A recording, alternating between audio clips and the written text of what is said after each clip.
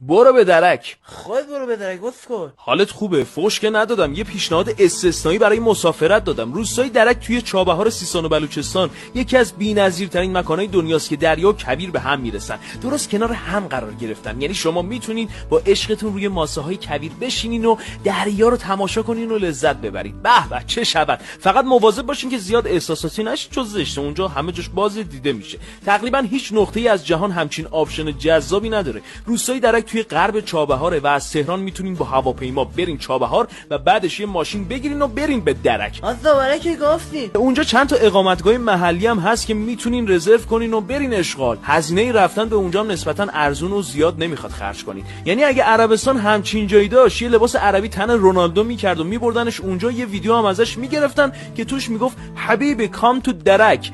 ولی خیلی توی ایران از وجود همچین جای شگفت انگیزی بیخبرن.